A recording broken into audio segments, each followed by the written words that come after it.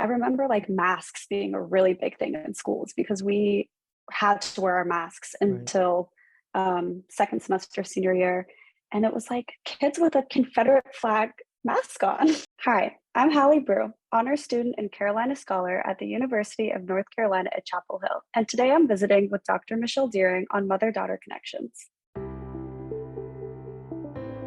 Welcome to Mother Daughter Connections, the show dedicated to educating, encouraging, and equipping moms to build lasting, meaningful connections with their daughters. I'm your host and mother daughter relationship personal trainer, Dr. Michelle Deering. My heart is to be of help to you. I believe that your relationship with your mom is the foundation for your future success, personally, parentally, and professionally.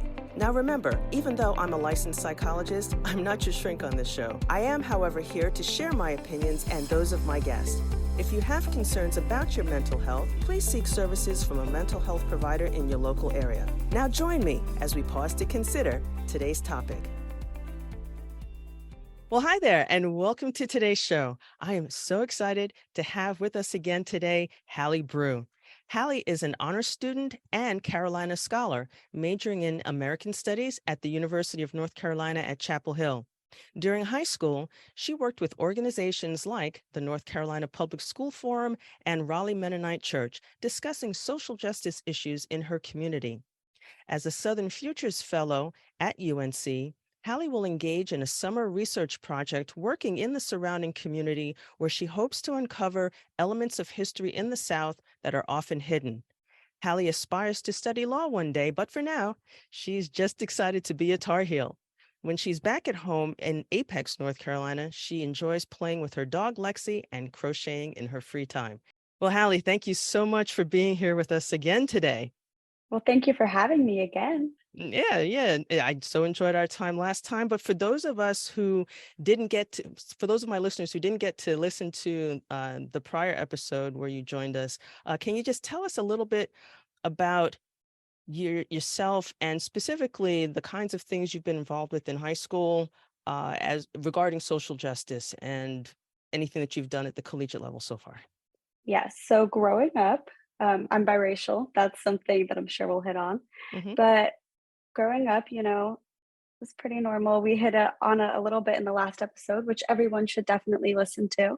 Yes. But my mom was white, my dad's black. I grew up with one brother, and that was always a little bit interesting navigating that. But specifically regarding social justice in high school, I took an African American literature class where we got heavily involved in the EJI's Remembrance Project, which at the time was a soil remembrance project where you connected soil to commemorate a lynching that happened in your hometown.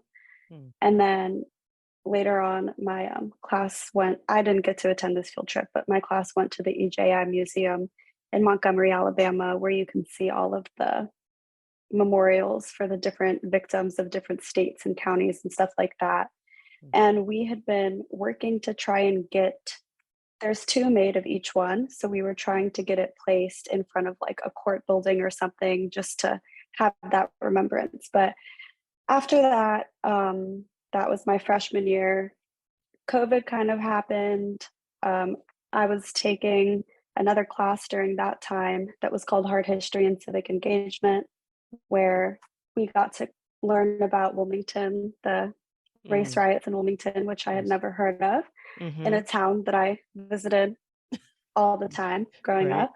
Right. And we kind of got to create a new memorial for that we would consider to like actually commemorate what had happened there, because the memorial that they have, like you can't really tell that it's a memorial for a instance of racial injustice. Mm-hmm. And then later on in high school, that kind of transferred to a little bit of a self journey with just like understanding who I was. And I got to start leading these community conversations with the Raleigh Mennonite Church, and those were held over Zoom.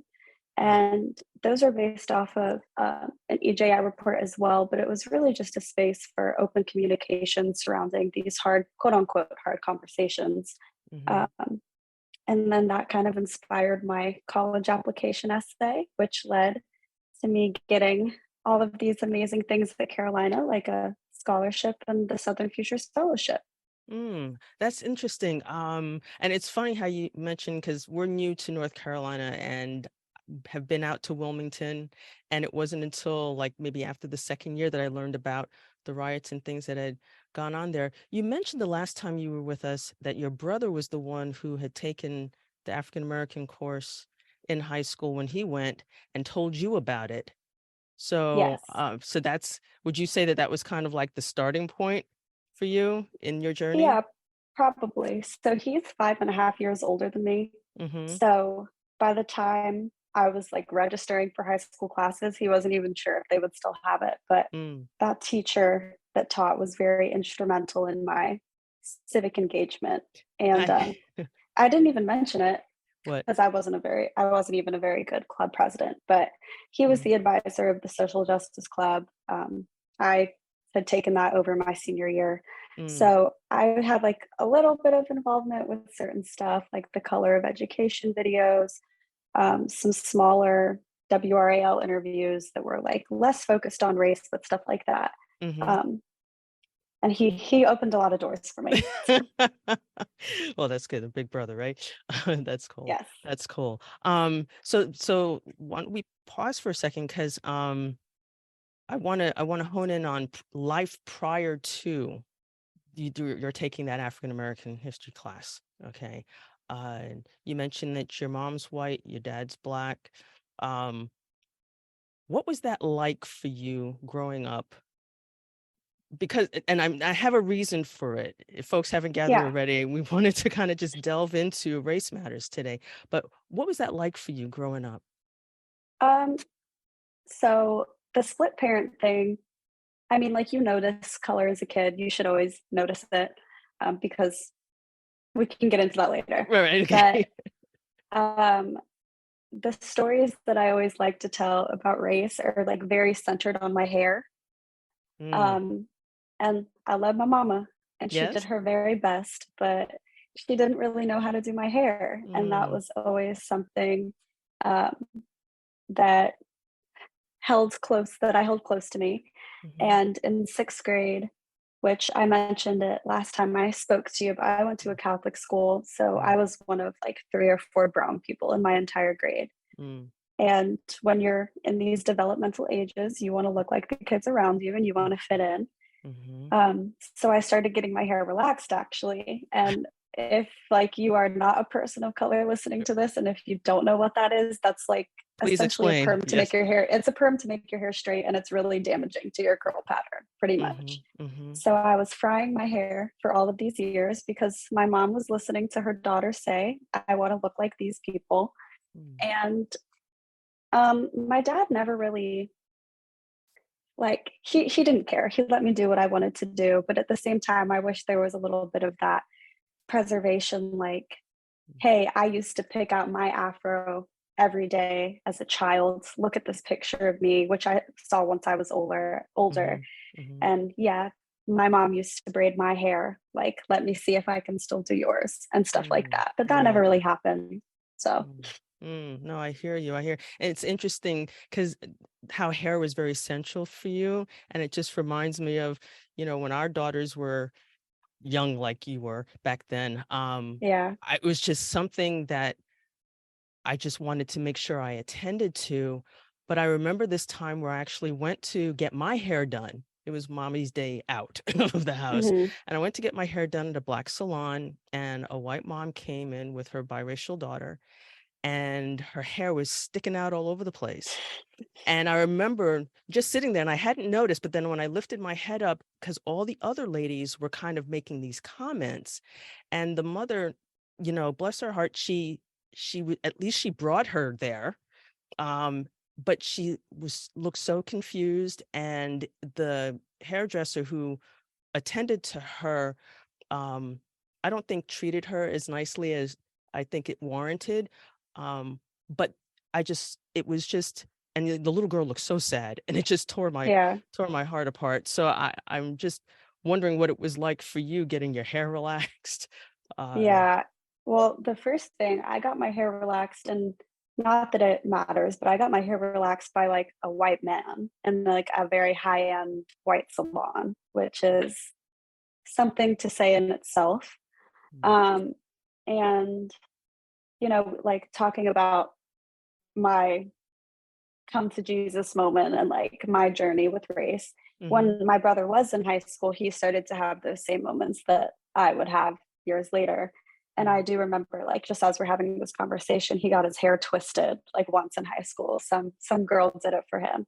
And he was always more in tune with those things, or like, he wanted to wear the do-rag or he wanted mhm, to get his hair twisted and stuff like that. But I just never really saw a need because I mm, didn't understand like the connection and the hair or and mhm, sorry, and like the memories that hair holds and like right. ties you to a community. Mhm. But yes, Yeah, so you love your mama, I know that. Uh, yes. and so for you, were there ever any,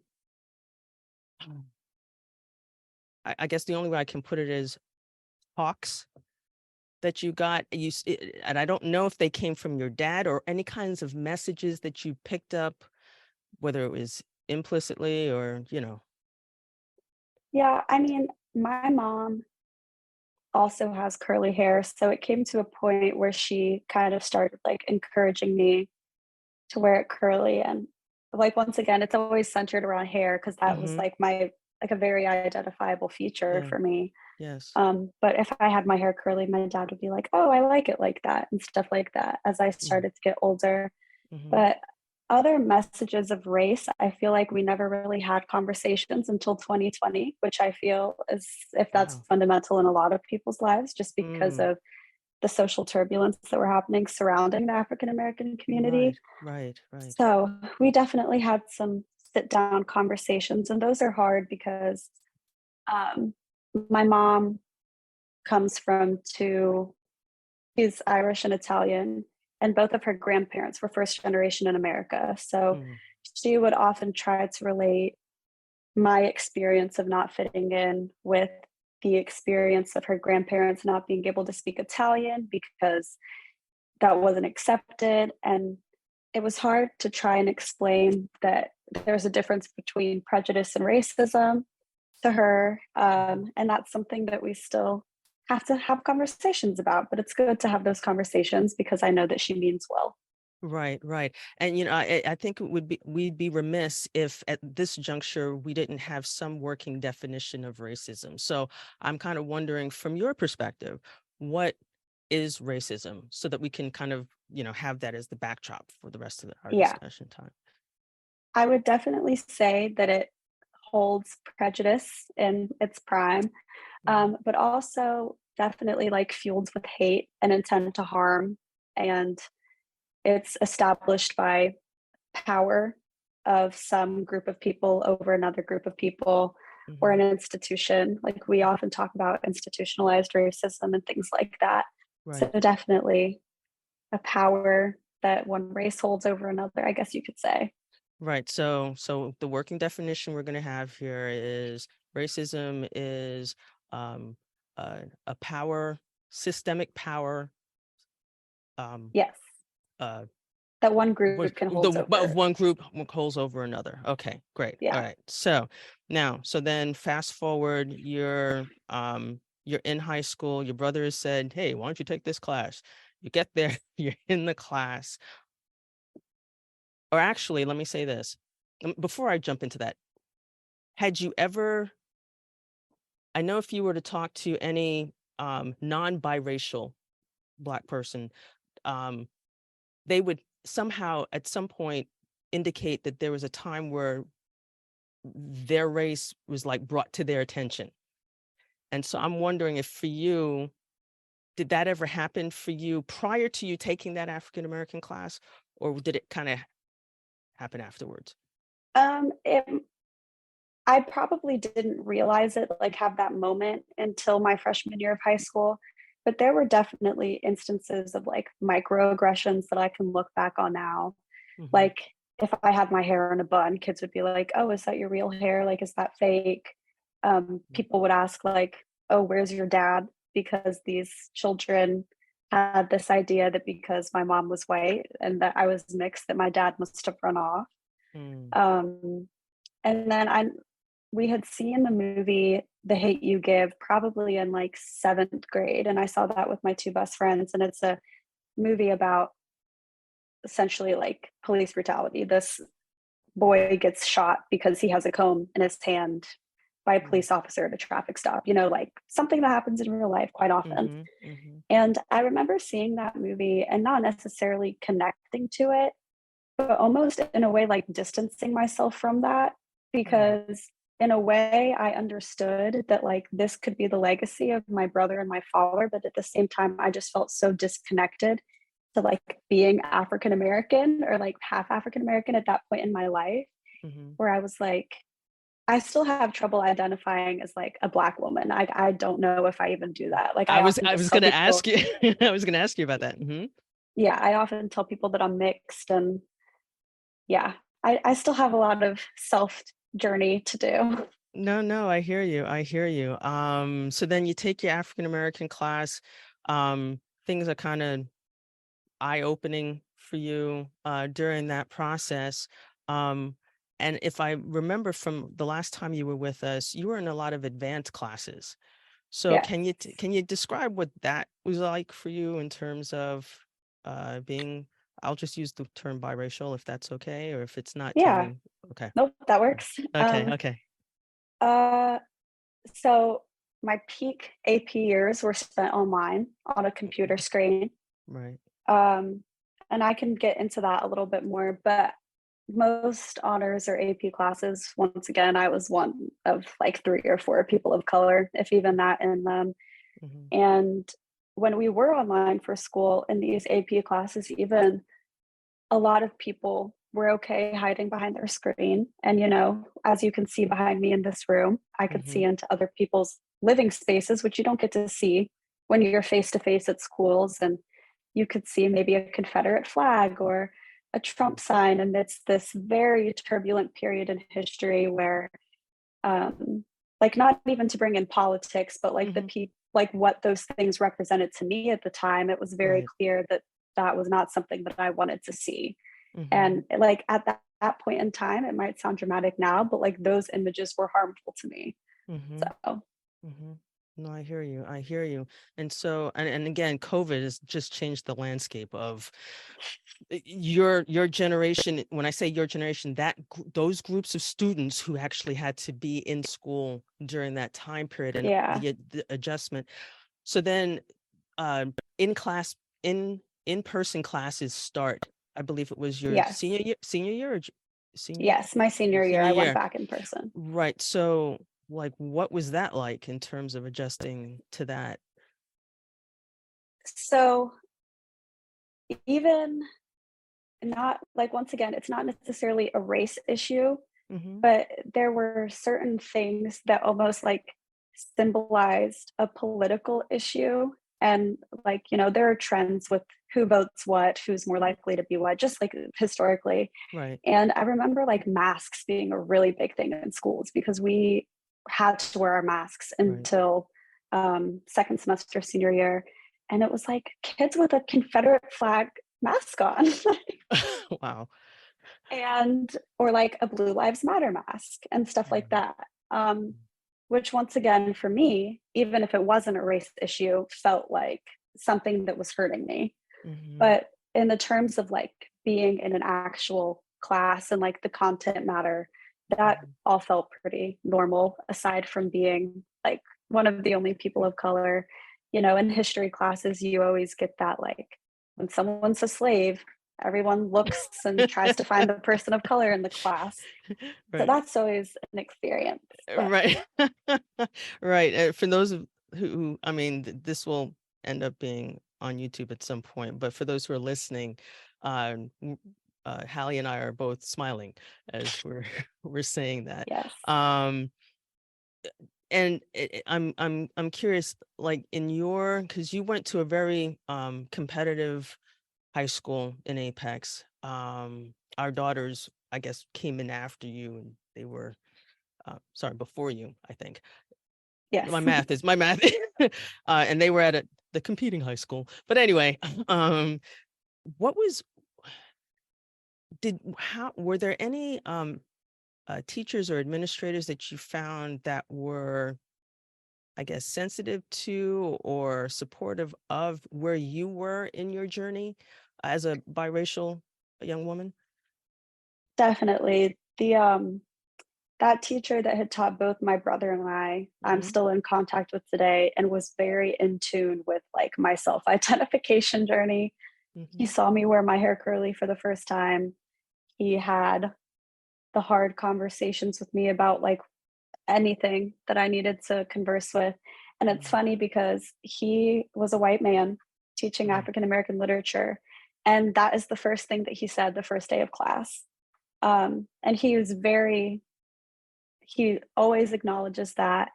And like, honestly, I couldn't think of someone better to teach that class simply because he always wants to learn more about the mhm, topic. mhm. He understands that it can be uncomfortable because he's coming from the opposite side of this history, Right. and just so many other things. And he has helped so many students of color, like he really has. But his name is Mr. Sheldon, and he has Shout always out. done that. Yes, yes, shout out. He Shout out. deserves one. Yeah, and Yes. he was very instrumental in like other things. He brought a man named Joel Holt into our classroom who was like the first man in Raleigh to fight to go to a segregated high school, and his Mm, family had lived in what's called like the Oberlin Village, which used to be a freedmen's village post slavery. And mm. like I didn't know that until college when I was writing a paper about this. Oh And my. he had brought in like a member of our local NAACP chapter and just really gave us so many resources and like opened all of our eyes to this is out there if it's something Mhm, that you want to explore. And I mhm. I never would have known about any of it. So, That's awesome. And let's, as I said, kudos to him. I there's something to be said about an open heart to kind of learn and also admit where your blind spots are, where you are in your own personal journey. I don't know if you've had a chance to, because I want to talk about your experiences with race at the collegiate level. But uh, there are, um, at least within the social sciences, theories and work that's been done. I don't know if you've heard of Janet Helms, who's done work around racial identity development. It's coming more from a psychological perspective. Um, and so there are a whole bunch of different paths that a person is on when they're either the general synopsis is you go from being clueless to oops, something's happened, yeah. now it's in my face, what do I do? And then you either run backwards or you run forward and embrace where the journey is going to take you. So for you, when you got to UNC Chapel Hill, and it's been in the news for various things, so Yeah. um what was that like for you? Well, I was lucky enough to be a part of the Southern Future Fellows, Hmm. and all of us, or most of us, I should say, uh, have a strong calling towards this civic engagement. So it was really nice to be around those students who are talking about and likely will implement some sort of change because Hmm. we're being funded to do so Right. Right. um, in our community. But one day we had a historian, I think her name was like maybe Catherine Moore, but I could be totally wrong. Okay. And she took us out to where Silent Sam used to be. Mm. And she explained that even the process of removing Silent Sam is illegal. Like, and UNC still hasn't recognized that because there's supposed to be this whole community involvement portion of it where you have to have like not a hearing, but something of Hmm. the sorts and Right. get it removed properly.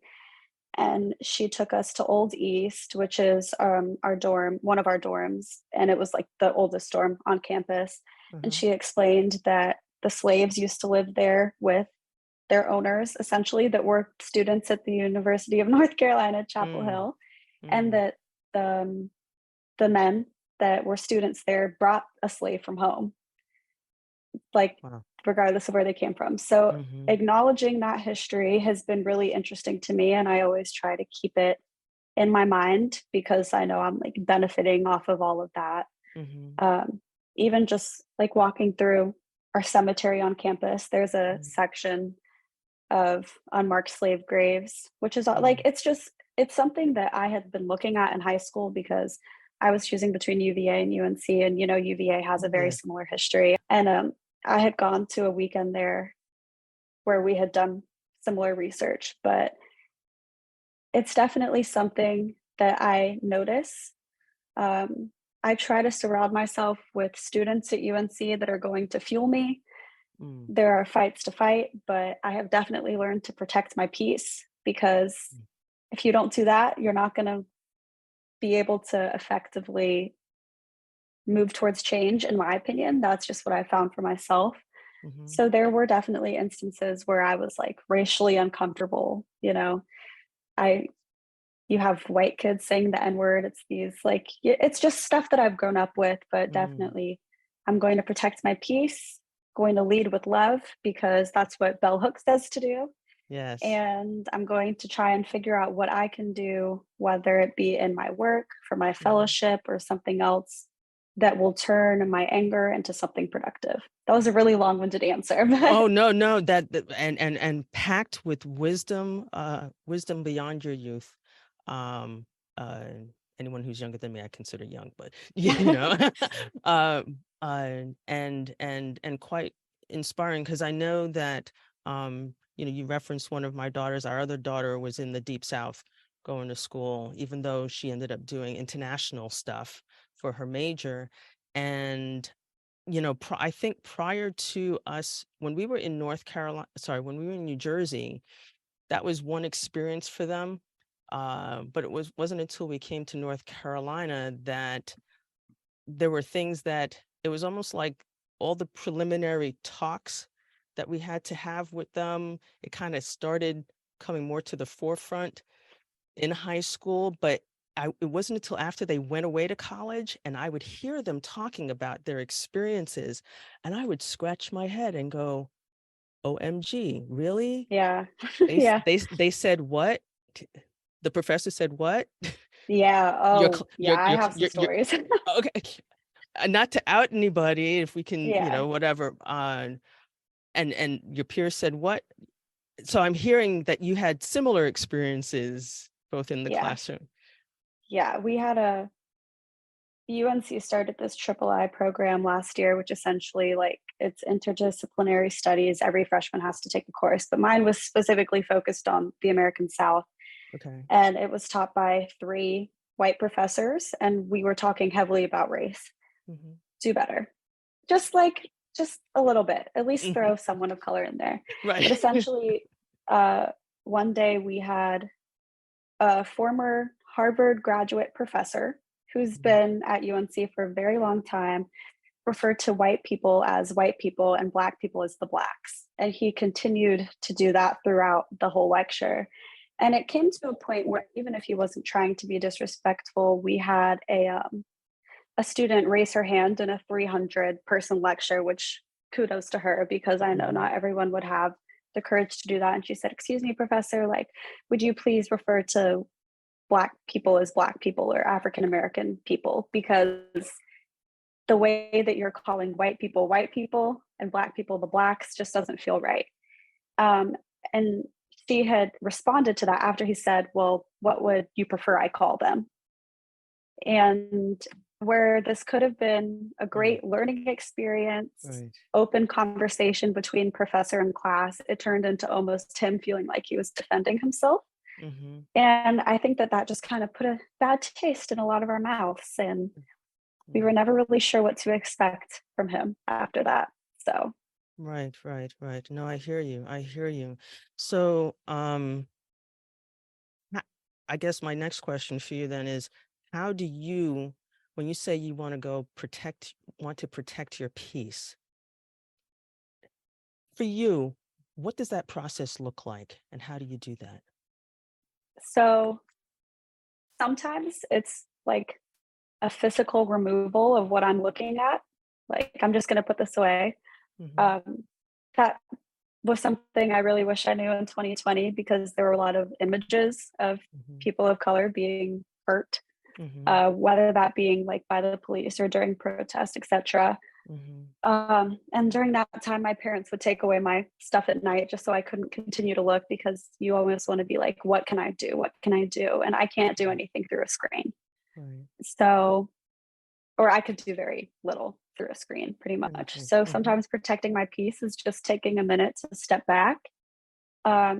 I took a class that I mentioned last time, but it was called Love, Liberation, and Spirituality. And we talked a Mhm. lot about protest and capitalism and Mhm. um, just a lot of like intersections with that and race. And I definitely gained a lot of tools from that class, whether it just be like, I'm going to sit back, ground myself, see how I actually feel about this. Because most of the time, my immediate reaction isn't the way that I actually feel about something. That's Right.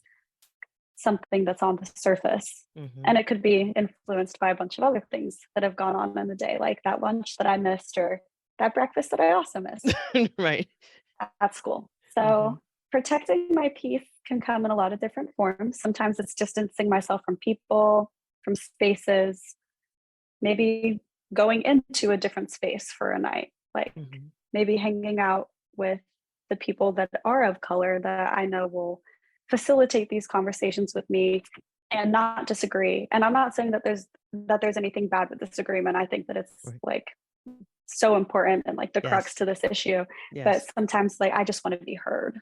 Yes, yes, that's so important to be heard, and it's very important, no matter where we are on the spectrum of this topic, to really just listen to your body and pause, like Yeah. how you said, just stop, and because your initial response isn't necessarily one that's really inside. And Yeah. so to kind of just figure that out. And that was the thing that struck me when I saw you on the local broadcast, because you were the first person in that discussion to say how it was important for kind of pause Yeah. and look at yourself first. This would be a great place for us to take a quick break so we can hear a word from our sponsors, and we'll be right back. You know, this motherhood journey is a marathon, not a sprint. And the terrain of motherhood has many ups and downs and rough and smooth places. Now, I've been thinking about how the best marathoners have succeeded in their races because they've gotten personalized input from a coach or a trainer who's been there and done that using proven researched methods.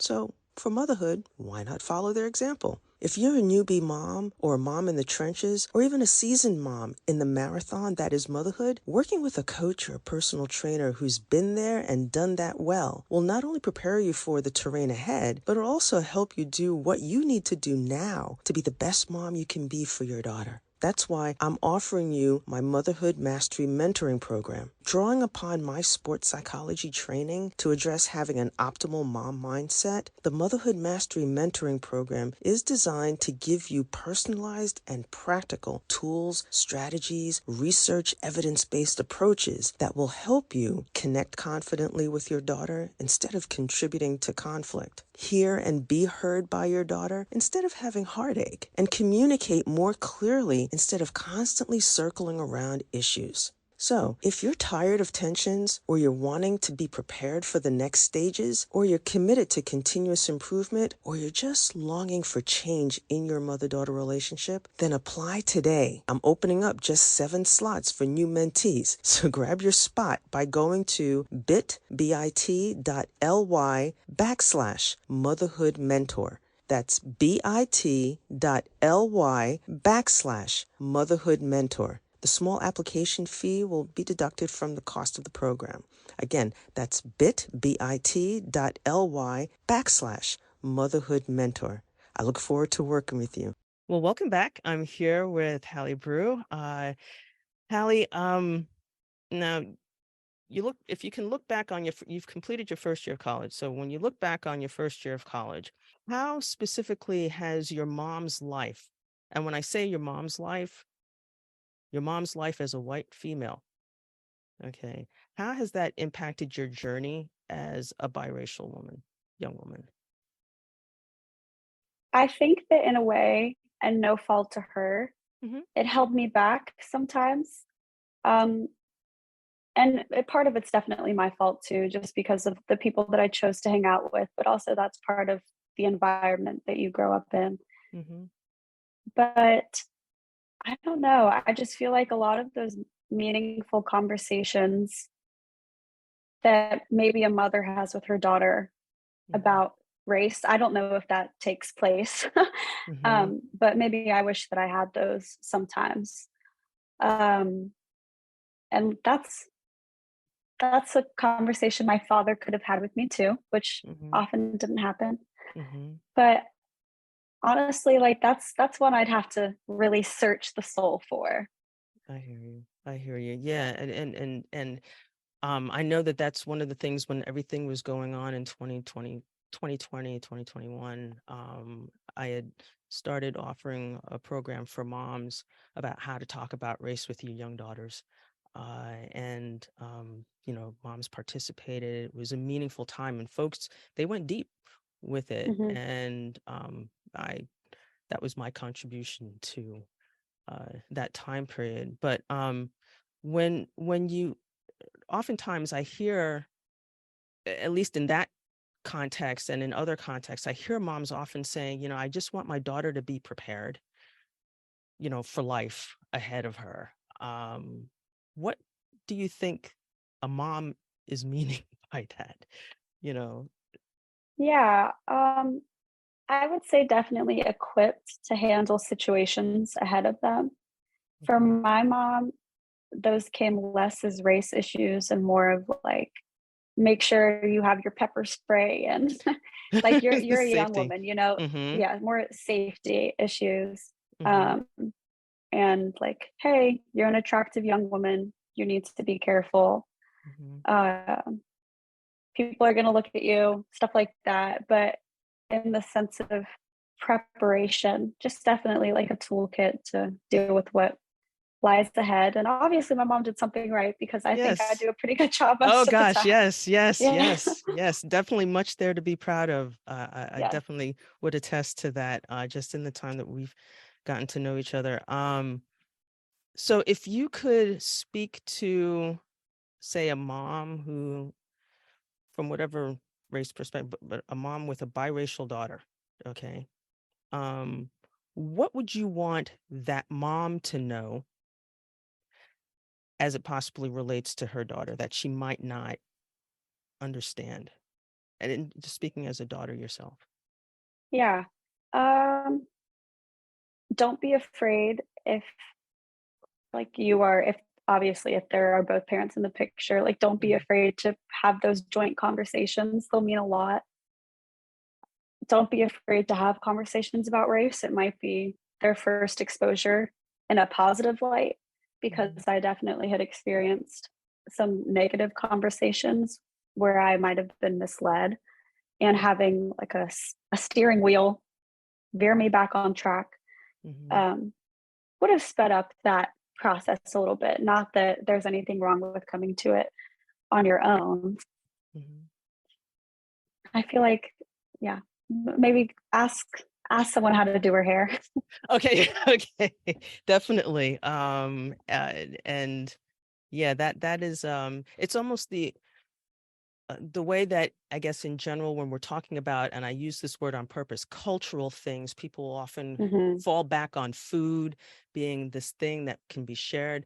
But when it comes to racial things with young Black women, um, or biracial women, the hair is very important. Yeah, for sure. Yeah, yeah. I hear Yes, you. I hear you. definitely. I'm feeling you on that. Feeling you on that. Um, so when you I can't believe, I mean, time flies, I appreciate that you met with us when you were in the midst of finals. So I want to do a shout out to you. Go girl. Woot, woot. Yes. But then to join us here again today afterwards, um, that was advice that you would give a mom. What would you say to a daughter who's biracial, who may not have had a mom who could, in her own way, be there and facilitate those kinds of things for you? What would you say to the daughter? Yeah. Don't be afraid also to start those conversations. Like, I said this last time, but if you Mhm. have to fake it till you make it, do that because at a certain point, that confidence will start to grow and you will be more confident standing up to other people if you need Mhm. to have the conversations that are important to you. Um, Someone else is experiencing the same thing as you. There's always someone out there. Yes. Um, Try like find your people. If you haven't found them yet, you're going to find people that care about you and who you are Mm. and that appreciate you for who you are. Yes, definitely. No, I appreciate you sharing that. Are there any, I know you referenced the book that you mentioned last time, which I'll make sure I put in today's show notes. Can you just say the title of it again?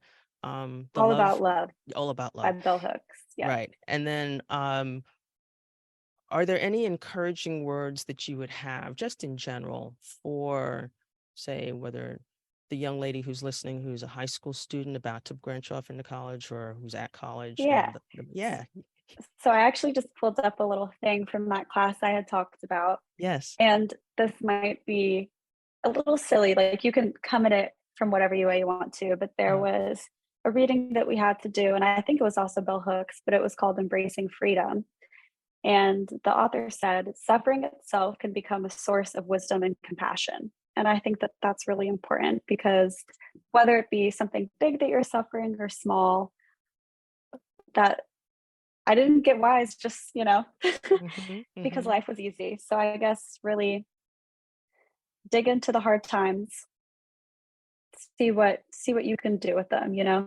Beyonce said, like, when life gives you lemons, make lemonade. A lot of other people said it too, but I like when Beyonce said it. Right, right, So right. No, no, I totally hear you. I guess another one I could throw in there is, the essence of tea when you have the tea in the tea bag in the hot water kind of thing. yes.